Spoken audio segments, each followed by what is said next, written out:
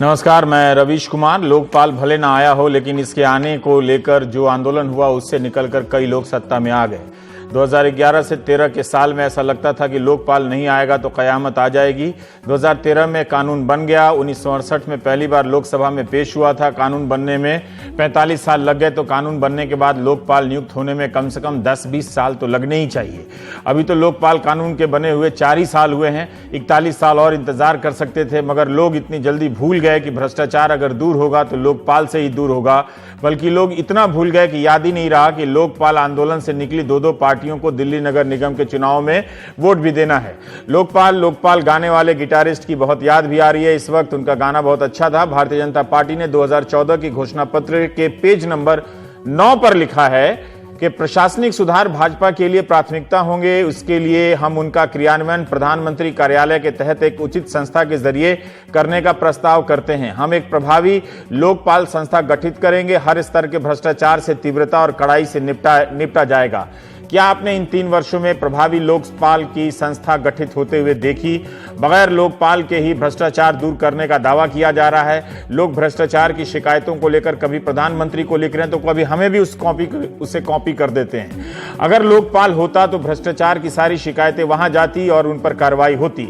बगैर लोकपाल के रोजाना सर्टिफिकेट जारी होता है कि करप्शन का कोई आरोप नहीं लगा है। लोकपाल को सरकार इतना भूल गई कि याद दिलाने के लिए गैर सरकारी संस्था कॉमन कॉज को सुप्रीम कोर्ट में याचिका दायर करनी पड़ी। 27 अप्रैल को सुप्रीम कोर्ट ने सरकार की हर दलील को खारिज कर दिया। सुप्रीम कोर्ट ने साफ साफ कह दिया है कि केंद्र सरकार बिना नेता विपक्ष के ही लोकपाल की नियुक्ति की प्रक्रिया पूरी करे। नेता विपक्ष के ना होने की वजह से लोकपाल की नियुक्ति रोके रखने का कोई औचित्य नहीं। लोकपाल एक्ट पर बिना संशोधन के ही काम किया जा सकता है। केंद्र सरकार की दलील थी कि कानून में संशोधन बिना लोकपाल की नियुक्ति के संशोधन के बिना नियुक्ति नहीं हो सकती। 28 मार्च को भी इस पर बहस हुई थी सुप्रीम कोर्ट में। भारत सरकार के अटॉर्नी जनरल मुकुल रोहतगी साहब ने कहा था कि वर्तमान हालात में लोकपाल की नियुक्ति संभव नहीं है। ये वर्तमान हालात क्या हैं, कोशिश करेंगे कार्यक्रम में पूछने की। सरकार की मुख्य दलील रही कि विपक्ष का नेता नहीं है और 20 के करीब संशोधन है जो संसद में लंबित हैं। पिछले 3 साल में संसद में एक से एक मुश्किल कानून पास हुए। जिस कानून को सभी राजनीतिक दलों ने पहले पास नहीं होने दिया, फिर मिलकर पास किया ताकि जनता को यह न लगे कि कोई भ्रष्टाचार के खिलाफ भी है, तो उस कानून में एक मामूली सा संशोधन क्यों नहीं हो सका। 28 मार्च को सुप्रीम कोर्ट में सरकार ने अपना पक्ष रखा कि न्यायपालिका को अधिकारों के बंटवारे का सम्मान करना चाहिए और संसद को यह निर्देश जारी नहीं करना चाहिए कि वह लोकपाल की नियुक्ति करे। मगर 27 अप्रैल को सुप्रीम कोर्ट ने कह दिया है कि लोकपाल की नियुक्ति के लिए कोई बहाना नहीं चलेगा। लोकपाल बिल में 2014 में संशोधन प्रस्ताव लाया गया था, लेकिन स्टैंडिंग कमेटी ने 1 साल का वक्त लगा दिया उसमें। अटॉर्नी जनरल ने कहा कि संसदीय समिति ने भ्रष्टाचार निरोधक संस्थाओं के लिए एकीकृत ढांचे की सिफारिश की है। रिपोर्ट में केंद्रीय सतर्कता आयोग, CBC, CBI की एंटी करप्शन ब्यूरो को लोकपाल के साथ यूनिफाइड एकीकृत करने की सिफारिश की गई है। कुल मिलाकर लोकपाल नियुक्त न करने के जितने भी तर्क सरकार के थे, अदालत में लगता है नहीं टिके। तो क्या अब वह दिन आ गया है जब लोकपाल नियुक्त हो सकेगा? यह संस्था अपना काम करेगी और नागरिक भ्रष्टाचार की शिकायतें सरकार से अलग एक स्वायत्त संस्था से कर सकेंगे। 13 अप्रैल के इंडियन एक्सप्रेस में एक रिपोर्ट छपी। केंद्रीय संस्थाओं में भ्रष्टाचार पर निगरानी रखने वाली एक संस्था है केंद्रीय सतर्कता आयोग, CBC अंग्रेजी में बोलते हैं। इसने संसद में एक रिपोर्ट सौंपी। इसके अनुसार केंद्र सरकार के विभिन्न विभागों के कर्मचारियों के खिलाफ भ्रष्टाचार की शिकायतों में 67% का उछाल आया है। भ्रष्टाचार की सबसे अधिक शिकायतें रेल मंत्रालय के कर्मचारियों के खिलाफ आई हैं। रेलवे के कर्मचारियों के खिलाफ भ्रष्टाचार की शिकायतों की संख्या 11,000 से ज्यादा है। गृह मंत्रालय के कर्मचारियों के खिलाफ 6,513 शिकायतें आई हैं। बैंक कर्मचारियों के खिलाफ 6,018 शिकायतें आई हैं। पेट्रोलियम मंत्रालय के कर्मचारियों के खिलाफ 2,496 शिकायतें आई हैं। और भी तमाम मंत्रालयों के कर्मचारियों की सूची है इसमें। रक्षा मंत्रालय के कर्मचारियों के खिलाफ 689 शिकायतें आई हैं। यह केंद्रीय सतर्कता आयोग की रिपोर्ट है, जबकि सरकार भ्रष्टाचार के मुक्त होने का सर्टिफिकेट खुद से जारी कर चुकी है। अगर लोकपाल होता तो भ्रष्टाचार के दावों के बारे में स्वतंत्र रूप से पुष्टि होती। संसद में पेश हुई इस रिपोर्ट के अनुसार भ्रष्टाचार की शिकायतों में 1 साल के भीतर भयानक उछाल आया है। 2015 में 29,838 शिकायतें दर्ज हुई। 2016 में 49,847 शिकायतें दर्ज हुई, यानी 67% का उछाल। यही नहीं, सीवीसी को तमाम राज्य सरकारों और अन्य संगठनों के अफसरों कर्मचारियों के खिलाफ भी बड़े पैमाने पर शिकायतें मिली हैं। इसमें भी 50% का उछाल है। इन शिकायतों का निपटारा भी किया गया। इनमें से रेलवे के कर्मचारियों के खिलाफ 11,000 शिकायतें आई थी, उनमें से 8,852 का निपटारा कर दिया गया। लेकिन 6 महीने से कर्मचारियों के खिलाफ 1,054 ऐसे मामले हैं जिनकी शिकायतें अभी लंबित हैं। इस रिपोर्ट के अनुसार राष्ट्रीय राजधानी क्षेत्र दिल्ली के कर्मचारियों के खिलाफ भ्रष्टाचार की शिकायतों में कमी आई है। 2015 में 5,000 से अधिक शिकायतें दर्ज हुई, 2016 में घटकर 969 हो गई। 26 अप्रैल के हिंदुस्तान टाइम्स में चेतन चौहान की एक रिपोर्ट है। इसके अनुसार सरकार सूचना के अधिकार कानून में नया बदलाव लाने जा रही है। दिल्ली हाईकोर्ट में सुनवाई के दौरान सरकार ने हलफनामा दिया है। इसके अनुसार अपील वापस अब ली जा सकेगी। आरटीआई के तहत पहले आप नहीं ले सकते थे, चाहे आप जान से भी मार दीजिए, एक बार अपील चली गई तो उस पर सुनवाई होगी। जिसे सूचना के अधिकार कार्यकर्ताओं का कहना है कि इससे जो विसिल ब्लोअर हैं, यानी जो भ्रष्टाचार को उजागर करते हैं अपने दम पर, उसकी जान खतरे में पड़ सकती है। लोग उजागर करने पर तरह तरह का दबाव डालकर अपील वापस करा लेंगे। यही नहीं, एक प्रावधान यह भी बताया जा रहा है कि आवेदक की मौत होने के बाद उसका जो आवेदन है वो अब निरस्त माना जाएगा। कार्यकर्ता सरकार से मांग कर रहे हैं कि वह ऐसा ना करे। एक आंकड़े के मुताबिक 2005 से लेकर अब तक आरटीआई दायर करने वाले 65 लोगों की हत्या हो चुकी है, 400 लोगों पर हमले हुए हैं। हिंदुस्तान टाइम्स की रिपोर्ट में सरकार का पक्ष यह बताया गया है कि यह संशोधन नया नहीं है, बल्कि यूपीए ने 2012 में लाने का प्रयास किया था, कोई नया बदलाव नहीं है। 2014 में सरकार में आने के बाद प्रधानमंत्री मोदी और अन्य मंत्रियों का दावा रहा है कि पहले दिन सुप्रीम कोर्ट के आदेश के तहत काले धन का पता लगाने के लिए एसआईटी का गठन किया गया।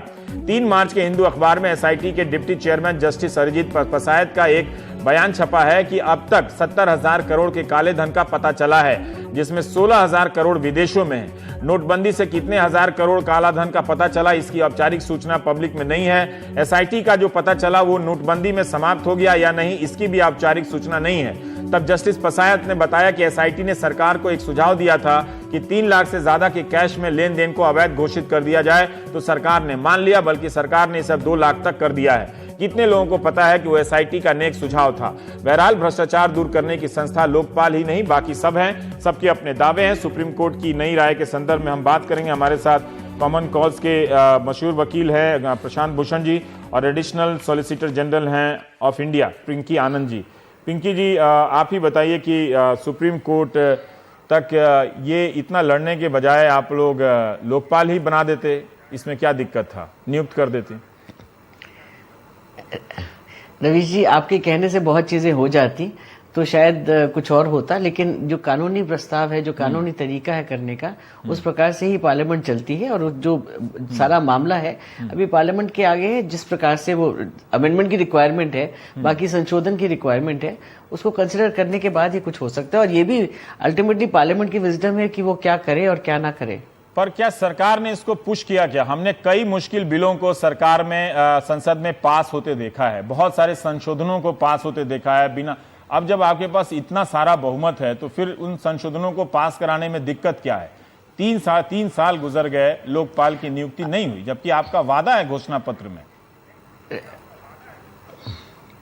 रवीश जी, जो जहां तक इस संशोधन का मामला है वो पार्लियामेंट्री स्टैंडिंग कमेटी में भी गया है और बाकी कुछ ऑब्जेक्शंस भी इस विषय पर आई हैं, तो वो सब अंडर कंसिडरेशन है। और कब करे, कितने समय में करे, ये पार्लियामेंट के ऊपर है। प्रशांत जी, ये जो सुप्रीम कोर्ट ने कहा है, तो मान लें कि एक आदेश जैसा है या राय है कि, या फिर जो सरकार ने पहले कहा था कि वो मॉनसून सत्र में इसको आगे पुश करेगी, संसद में लाने की कोशिश करेगी, तभी लोकपाल की नियुक्ति होगी। क्या लागू क्या होगा इस टिप्पणी के बाद? अभी तो सुप्रीम कोर्ट ने यह बोल दिया है कि आप मौजूदा हालात में भी बगैर लीडर ऑफ ऑपोजिशन के आप 4 मेंबर यानी कि प्रधानमंत्री, स्पीकर, चीफ जस्टिस और वो 3 मिलकर एक जूरिस्ट को अपॉइंट कर लें। ये 4 लोग बगैर लीडर ऑफ ऑपोजिशन के भी लोकपाल की नियुक्ति कर सकते हैं।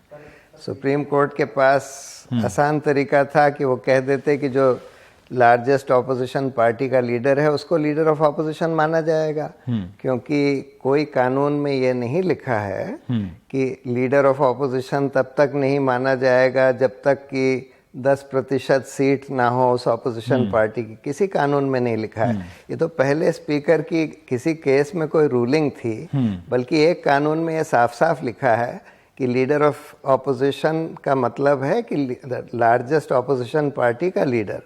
लेकिन सुप्रीम कोर्ट ने यह बोल दिया कि क्योंकि सरकार यह संशोधन लाई है तो इसलिए हम इस पर कोई टिप्पणी नहीं करना चाहते, लेकिन उसके बगैर भी 4 मेंबर्स भी लोकपाल की नियुक्ति कर सकते हैं। जहां तक ये संशोधन की बात है, सुप्रीम कोर्ट ने लिखा है कि ये संशोधन तो स्टैंडिंग कमेटी ने 2015 में अप्रूव कर दिया था कि भाई इसमें लीडर ऑफ ऑपोजिशन का मतलब ये होगा कि लार्जेस्ट ऑपोजिशन पार्टी का लीडर।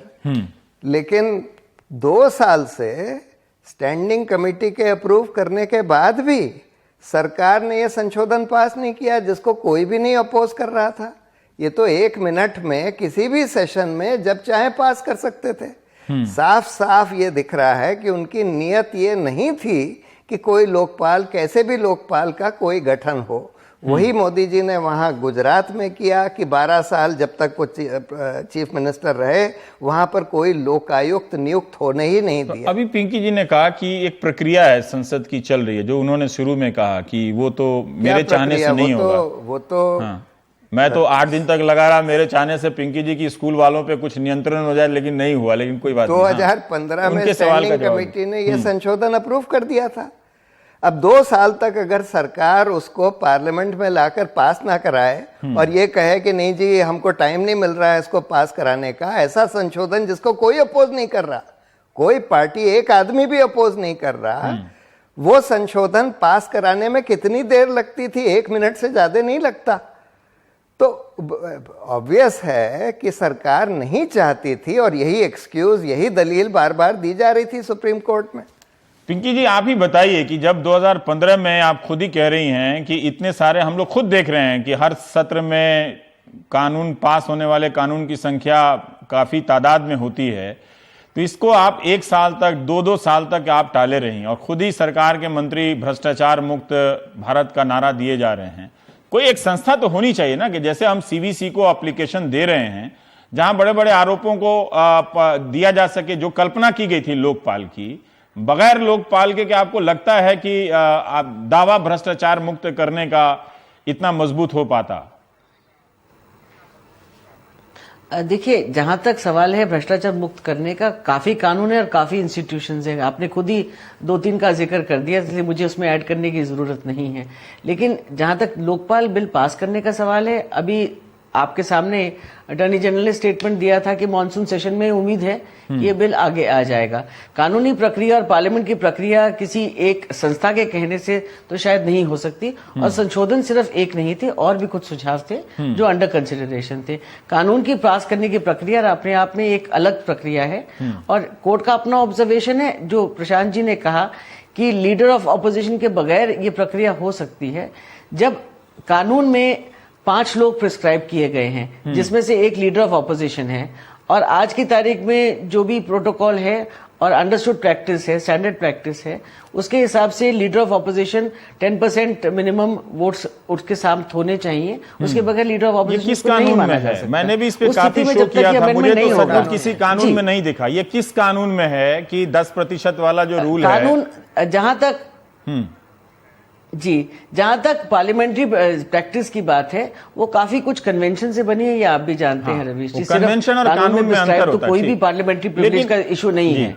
जी, मैं एक जानना चाहता हूं, अपने आप में नीति मान लीजिए, उसको कानून मान लीजिए, लेकिन अल्टीमेटली वो फॉलो होता है। वो कानून लेकिन नहीं है, और ये हमारे पार्लियामेंट्री प्रिविलेज का, ठीक है, आपको कानून मानिए, कानून है ही नहीं, वो कन्वेंशन हो सकता है, इसलिए कानून नहीं है। लेकिन उस पर नहीं जाने, मैं ये जानना चाहता हूं, आपने एक बात, नहीं, what I am saying is convention is followed. हमारे देश में कन्वेंशन पार्लियामेंट्री फॉर्म में अब मैं ये जानना चाहता हूं कि सुप्रीम कोर्ट ने जो टिप्पणी दी है, क्या सरकार के नजरिया में जानना चाहता हूं आपसे कि क्या उसके तहत लोकपाल की नियुक्ति होगी, या मॉनसून सत्र में जो संशोधन आए हैं उसके पास होने के बाद ही लोकपाल की नियुक्ति होगी?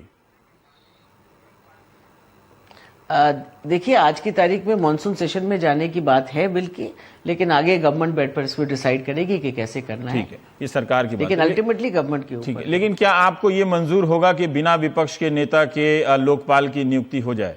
क्योंकि सारा मॉडल यही था कि जो भी बनेगा उसकी नियुक्ति में इतने सारे लोग हों, उसकी तटस्थता पे कोई संदेह ना करे, तो बगैर विपक्ष के नेता के अगर वो किसी को भी बना देंगे तो यही आरोप लगेगा कि उसमें विपक्ष नहीं था, जुडिशरी को इन्होंने मिला लिया और सबको मिला के अपना लोग बिठा दिया, तो वो लोकपाल, विश्वसनीय लोकपाल तो होगा नहीं। नहीं, आपकी बात ठीक है। देखिए, कायदे से तो यही होना चाहिए you have to have that position कि लीडर ऑफ ऑपोजिशन की मौजूदगी में उसको भी मिलाकर 5 लोगों की जो कमेटी है वो लोग लोकपाल का चयन करें।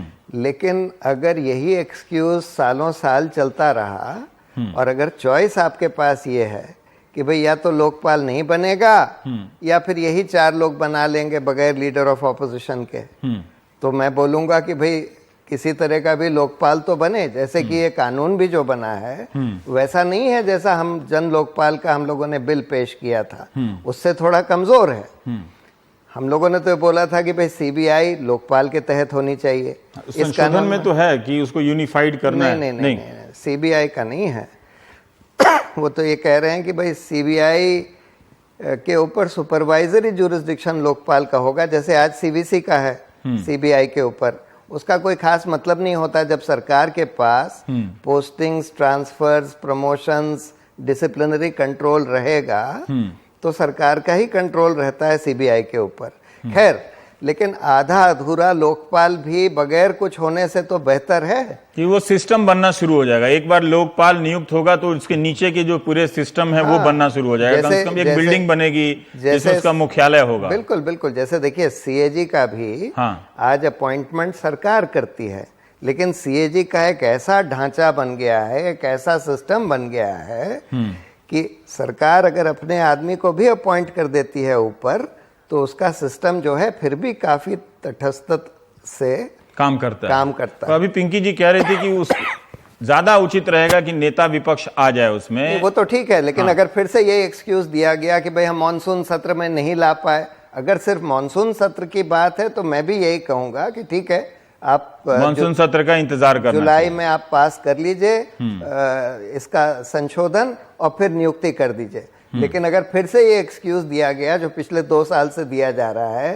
कि भाई हम नहीं पास कर पाए, ऑपोजिशन तो शोर मचाती रहती है, आपको जो बिल पास कराने होते हैं वो तो आप धड़ाधड़ पास करा देते हैं। आपके नजरिए में अगर मानसून सत्र में ये बिल पास हो जाए, और चयन प्रक्रिया में तो कुछ तो समय लगेगा ही, 1-2 महीने का वक्त लग ही जाएगा, 3-4 महीने तो सीआरपीएफ के डीजी को ढूंढने में लग गया, फरवरी से लेकर अभी तक, जिनकी कल नियुक्ति हुई, तो उसमें 2-3 महीना लगेगा। अगर कोई नियुक्त हो भी जाता है तो संपूर्ण रूप से लोकपाल को अस्तित्व में आने में या काम करने में कितना वक्त लग जाएगा?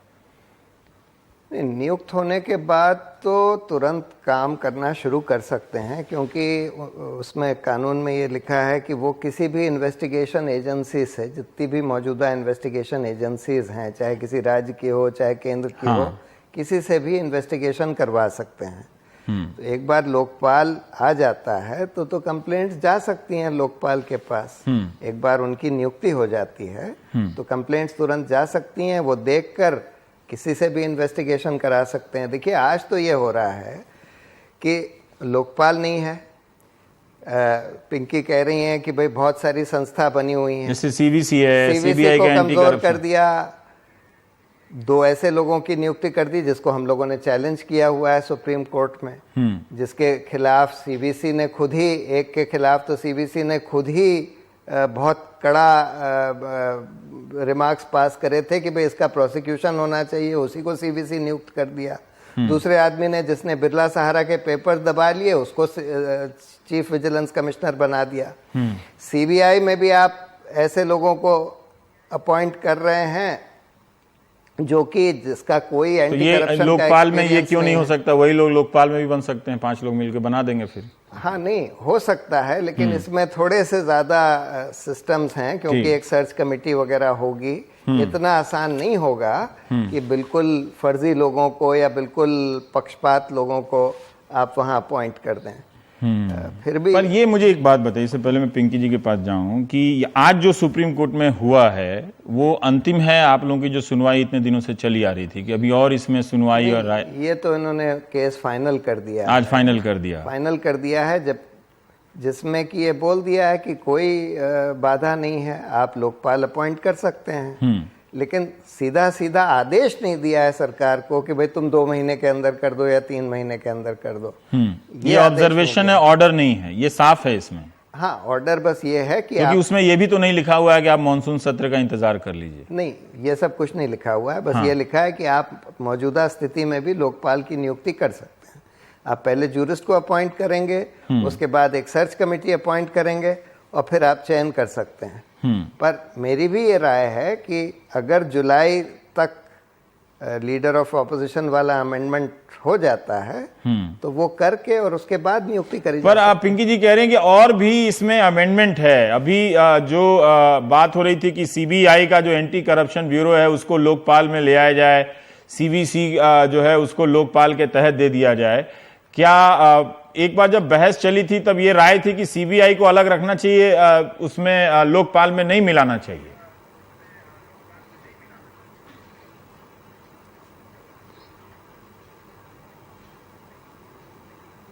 जी क्या रवि जी आप ऐसे पूछे थे? हाँ, आप ही से पूछ रहा था मैं, ये क्या संशोधन है जिनका आप जिक्र कर रहे हैं कि और भी संशोधन है? प्रशांत जी भी आपकी राय से थोड़ा मिलता जुलता उसके बाद जी। नहीं, देखिए अल्टीमेटली आप ये बताएं कि अगर एक इंस्टीट्यूशन बनती है जिसमें 5 व्यक्ति नियुक्त होते हैं तो लाजमी होगा कि 5 व्यक्ति और खास करके डिफरेंट सेगमेंट से रहें ताकि कोई उस पर आपत्ति भी ना कर सके कि कुछ इस प्रकार से हुआ है जो गलत है। तो जहां तक बाकी संशोधन का सवाल है वो भी अभी कंसिडरेशन में है, इसलिए उसके बारे में डिस्कशन में नहीं। सुप्रीम कोर्ट ने आदेश नहीं दिया, ये प्रशांत जी कह रहे हैं, पर आप लोगों की जितनी भी दलीलें रही वो ठीक है कि वक्त नहीं दिया, कोई टाइम फ्रेम नहीं दिया, एक ऑब्जर्वेशन जैसा दिया है कि मौजूदा हालात में ये पास नहीं हो सकते हैं, ये लोग संशोधन पास नहीं हो सकता, ये आपके सीनियर ने भी कोर्ट में कहा है। हम ये जरा समझना चाहते हैं कि मौजूदा वर्तमान हालात है क्या। एक से एक मुश्किल कानून सरकार ने इस संसद में पास किए हैं, लोकपाल पे विरोध किसका है, किस पार्टी का है? देखिए, इसकी डिटेल तो शायद बात करना सही नहीं होगा, लेकिन जहां तक सवाल है कानून पास करने का, जब आएगा, जैसी स्थिति होगी, जिस प्रकार की मुश्किलें होंगी वो सामने आ जाती हैं। मैं एक बात समझता हूं कि आप एडिशनल सॉलिसिटर जनरल हैं और आप सरकार का हिस्सा हैं, लेकिन आप राजनीतिक व्यक्ति अब नहीं हैं, क्योंकि आप वो एक दायरा है, वो दर्शकों को भी स्पष्ट करना चाहिए कि मैं कुछ सवाल शायद राजनीतिक भी पूछ रहा हूं तो वो आपके दायरे में अब नहीं आता, पहले आपका आता था, तो मैं समझता हूं उतना अंतर रहना चाहिए। लेकिन ये जो सीवीसी का आंकड़ा है प्रशांत जी की, इतने भ्रष्टाचार के मामले बढ़े हैं, ये सारे मामले क्या अब ये इसमें बहुत सारे निपटारा भी किया, लेकिन हमें नहीं पता चलता कितने अफसरों को सस्पेंड किया गया, क्या कार्रवाई की गई? नहीं, वो भी लिखा है सीवीसी ने कि हमने जो सरकार को रिकमेंडेशन दी कि भाई इतने अफसरों के खिलाफ डिसिप्लिनरी प्रोसीडिंग चलाइए या इनको हटा दीजिए वगैरह, वो भी नहीं मानी गई। यानी कि एक तरफ तो सीवीसी के पास कंप्लेंट्स जो आई उसकी संख्या बहुत बढ़ गई, दूसरी बात उनमें से सीवीसी ने जिनका निपटारा किया और सरकार को रेकमेंड किया कि भाई हमने जांच कर ली है, इसके खिलाफ डिसिप्लिनरी प्रोसीडिंग चलाई है या इसको हटा दीजिए सर्विस से, ये करप्शन में, या इसके खिलाफ सीबीआई का इन्वेस्टिगेशन करिए, वो सब भी नहीं करा गया। और साथ में एक विसल ब्लोअर कानून बना था, वो भी लोकपाल के साथ ही साथ बना था, ध्यान है मुझे। उस कानून को आज तक कार्यान्वित नहीं किया गया, उसको नोटिफाई नहीं किया गया, जबकि उसका प्रेसिडेंशियल असेंट वगैरह सब कुछ हो चुका है, लेकिन नोटिफाई करने के लिए बस एक नोटिफिकेशन इशू करना होता है सरकार को, वो नहीं किया गया। और उसके पीछे ये दलील दी जा रही है कि हम उसमें एक संशोधन ला रहे हैं और जब वो संशोधन हो जाएगा उसके बाद हम उसको नोटिफाई करेंगे। और वो संशोधन क्या है? संशोधन ये कहता है कि विसल ब्लोअर सिर्फ उसी को माना जाएगा जो ऐसी सूचना मांगे, जो ऐसी सूचना दे जो कि साधारण व्यक्ति सूचना के अधिकार के कानून के तहत ले सकता है। अगर उससे ज्यादा कोई सूचना दी तो उस आदमी को विसल ब्लोअर नहीं माना जाएगा, उसको ऑफिशियल सीक्रेट्स एक्ट में प्रोसिक्यूट किया जाएगा। ये संशोधन, ताकि वो सरकार के भीतर क्या रहा है वो जान ना पाए, है ना, या वो बता ना पाए सरकार के भीतर भ्रष्टाचार कहां हो रहा है ये कभी पता नहीं चलेगा फिर। बिल्कुल बिल्कुल, उसको पूरे विसल ब्लोअर कानून को खत्म करने के लिए संशोधन लाया गया है जो लोकसभा से पास करा लिया है। एक सवाल का जवाब दीजिए, आप लोग आंदोलन से रहे, ये आंदोलन तो कई दिशा में चली गई, लेकिन अभी भी अन्ना हजारे चीफ सेक्रेटेरिएट हैं, मतलब इसके पूरे सर्टिफिकेट देने के लिए। आप भी, अरविंद केजरीवाल भी, आप तो अदालत के रास्ते गए। अब आपको लगता है कि जन लोकपाल या लोकपाल में उतना आप लोगों का इंटरेस्ट है कि आंदोलन बना सकते हैं आप फिर से? नहीं, मर गया, ये लोगों ने छोड़ दिया। नहीं, उसको बनाने के लिए मेहनत करनी पड़ेगी। देखिए, लोगों का जो जोश था, अनफॉर्चुनेटली उसका प्रोग्रेशन ये हुआ कि जो आंदोलन जिन लोगों ने किया उन्होंने फिर एक पॉलिटिकल पार्टी बना ली, और वो पॉलिटिकल पार्टी जो है उसी धर्रे पर चली गई जहां और पॉलिटिकल पार्टी जाती हैं, उन्होंने भी पूरा लोकपाल छोड़ दिया। अब उसका नतीजा ये हुआ है कि जो लोग इस आंदोलन से जुड़े थे, तब वो लाखों लोग थे, अब आप ही लड़ रहे हैं उसके लिए, तो लाखों लोग कहाँ चले गए फिर? वो तमाम राजनीतिक दल वाले आते तो मोस्टली अपने घर बैठ गए। उनको फिर से जगाया जा सकता है, और हम लोग यही कोशिश कर रहे हैं। एक और देखिए, अब टीवी के बिना जगाइएगा, बहुत हमने अनगिनत बहस किया, पता नहीं जो आते थे, कोई गवर्नर बन गया, कोई मुख्यमंत्री बन गया। एक और बहुत इम्पोर्टेंट चीज हुई है, एक प्रिवेंशन ऑफ करप्शन एक्ट में संशोधन लाया गया है, जिसको कैबिनेट ने मंजूरी दे रखी है, पार्लियामेंट में अभी नहीं पेश किया गया, जिसमें ये कहा गया है कि कोई भ्रष्टाचार की जांच नहीं करी जा सकती जब तक सरकार उसकी अनुमति ना दे दे। तो अब नया लोकपाल आएगा तो इन सब नियमों में जो बदलाव हुए हैं उससे भी उसको जूझना पड़ेगा ना। बिल्कुल, उसके आसपास का माहौल जो है वो संकुचित कर दिया गया है, तो हो या ना हो वो भी पुराने रिटायर्ड जजों का एक तरह से आरामगाह ही बन जाएगा, ऐसा लग रहा है। बहुत बहुत शुक्रिया पिंकी जी, हम आपकी सीमा को समझते हैं और उसका आदर भी करते हैं।